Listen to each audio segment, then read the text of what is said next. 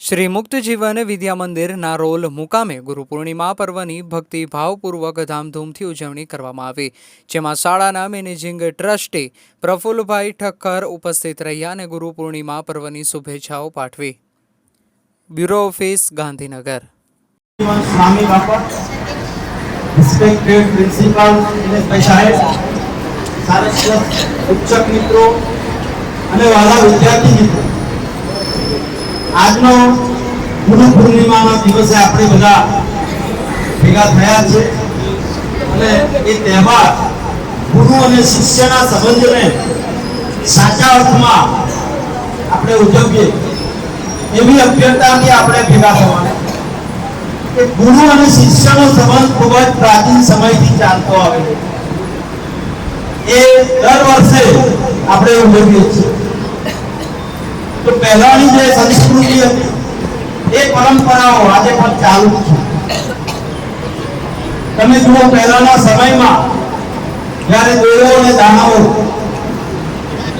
એકબીજા સાથે હંમેશા ઝઘડા કરતા, લડાઈ ચાલતી હતી, ત્યારે દેવોને પણ ગુરુ બનાવવા પડ્યા, દાનવોને પણ ગુરુ બનાવવા પડ્યા. તો દેવોના ગુરુ હતા બૃહસ્પતિ અને દાનવોના જે ગુરુ હતા શુક્રાચાર્ય. ત્યાર પછી કૌરવો અને પાંડવોની જ્યારે વાત કરીએ, એ લોકોને પણ દ્રોણાચાર્ય ગુરુ હતા. એ પણ તેમને સારી રીતે શિક્ષણ આપતા હતા, સંસ્કારોનું મૂલ્ય સમજાવતા હતા. અને આશ્રમ, ગુરુકુળો, આ બધી તે વખતે પરંપરાઓ જે ચાલતી હતી અને ત્યારે પણ ગુરુઓને ખૂબ જ માન આપવામાં હતું. ગુરુઓને દરબારમાં રાજાઓના જ્યારે ભરાય ત્યારે અલગ આસન આપવામાં આવ્યું, એક સન્માન આપવામાં આવતું. એ જે ગુરુઓની પરંપરા આજે પણ આપણે ચાલતી આવી છે તેને સાચવવાની. આજે પરંપરાઓમાં તમે જુઓ, થોડું પરિવર્તન આવતું જાય છે. વિદ્યાર્થીઓ આજે ગૂગલ ને મોબાઈલ, આ બધાની જે બધી નવી નવી સંશોધન થતું જાય છે, અને બનાવનાર તો મનુષ્ય જ છે ભાઈ. એનું સર્જન કરનાર પોતે મનુષ્ય છે. એટલે આપણે મનુષ્યને જે ગુરુ છે એને વધારે સન્માન આપીને ગુરુઓની જે વાત છે એને સમજીએ. આજે પ્રથમ ગુરુ તમારા માતા પિતા છે, જે તમને ખૂબ જ બાળપણથી મોટા કરે, પછી સ્કૂલમાં મોકલે છે. સ્કૂલમાં તમે કોરી સ્લેટ જેવા જો છો, ત્યારે એ શિક્ષક તમારા જીવનમાં લખતા વાંચતા શીખવાડે છે. તમને આગળ વધવાની જે મેઇન મહત્વ જે છે શિક્ષણ, એ શિક્ષકો પાસેથી મળે છે. એ શિક્ષકો તમને સારું શિક્ષણ આપવા માટે ખૂબ જ પ્રયત્નશીલ હોય છે. તો એ શિક્ષકને આપણે માન સન્માન આપીએ, શિક્ષકને એનું અમલ કરીએ, એ ખૂબ જરૂરી છે. જ્યાં સુધી તમે શિક્ષકમાં વિશ્વાસ ન મૂકો ત્યાં સુધી તમારામાં કોઈ જ્ઞાન આવતું જ નથી. શિક્ષક સર્વોપરી છે. શિક્ષકને આપણે સારી રીતે સન્માન આપીએ, તે જે શીખવાડે, જે સમજાવે એને સમજવાનું છે. આજે ક્લાસરૂમમાં તમે જુઓ, શિક્ષકો તમને ઘણું બધું સમજાવતા હોય છે, જીવનના મૂલ્યો સમજાવતા હોય છે. અને એ જે મૂલ્યોનું આપણે જીવનમાં અમલ કરીએ તો આપણું જીવન સાર્થક થશે. મહાન જે સેલિબ્રિટીઓ જે થઈ ગઈ, એમના જીવનમાં પણ આજે તમે જુઓ કે ગુરુનું સ્થાન હતું. આપણા શિવાજી મહારાજના જે ગુરુ હતા, કદાચ કોઈને ખબર હશે, તો એ જે ગુરુઓની મેં થોડી યાદી બનાવી છે. શ્રી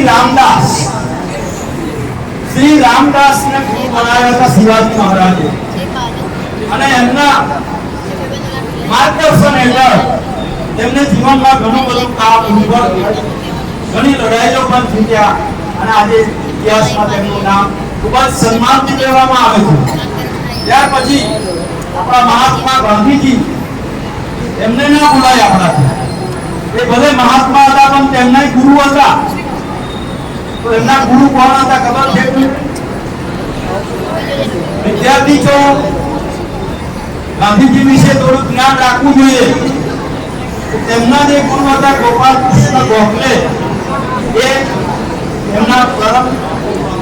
એમના માર્ગદર્શક, પથદર્શક હતા અને એ રીતે પોતાના જીવનમાં આગળ વધેલા. ત્યાર પછી આપણા જે ક્રિકેટના ભગવાન ગણાય છે એવા સચિન તેંડુલકર, એમને પણ જીવનમાં ગુરુ બનાવેલા હતા. એમના ગુરુનું નામ જે છે બહુ બધાને ખબર હશે. એ હતા શ્રી રમાકાંત આચરેકરજી. રમાકાંત આચરેકરજીનું જે માર્ગદર્શન હતું, તેમના કોચ હતા અને તેમના માર્ગદર્શન હેઠળ આજે વિશ્વમાં એટલું મહાન નામ મેળવ્યું છે કે તમે જોઈને અંજાઈ જાઓ છો. એટલી બધી એમની પર્સનાલિટી તમને જોવા મળે છે. ત્યાર પછી આપણા જે ધીરુભાઈ અંબાણી, ઉદ્યોગપતિ, એમને પણ એમના ગુરુ હતા. એ ગુરુ જે હતા તે શ્રી રમેશચંદ્ર ઓઝા. કોઈ પણ કામ કરવું હોય તો પહેલા તેમની સલાહ લીધા. કોઈ પણ પ્રસંગ હોય, કોઈ પણ આગળ નવો બિઝનેસ શરૂ કરતા પહેલા એ એમની સાથે ચર્ચા વિચારણા કરે, એમની સાથે બધી જે ગાઈડન્સ કહેવાય પ્રાપ્ત કરે અને પછી આગળ વધે. આજે તેમનું તમે નામ જુઓ, વિશ્વમાં ખૂબ જ આગળ છે. મિત્રો, બધું જ ઘણું બધું કહેવાનું છે, પણ એક વાત આપણે ચોક્કસ સમજી લઈએ. I am here to deliver my speech on Guru Purnima. ज्ञान देने वाले गुरु को वंदन है. ज्ञान देने वाले गुरु को वंदन है. उनके चरणों की धूल भी चंदन है. के चरणों की धूल भी चंदन है. આજનો દિવસ આપણા અને આપણા ગુરુ માટે ઘણો શ્રેષ્ઠ છે. ગુરુનું સ્થાન આપણા જીવનમાં ખૂબ મહત્વનું છે. જેમ એક કુંભાર બહારથી માટી લાવીને એક સુંદર માટલું તૈયાર કરે છે ને, તેવી જ રીતે આપણને એક ગુરુ પ્રગતિ માટે તૈયાર કરે છે.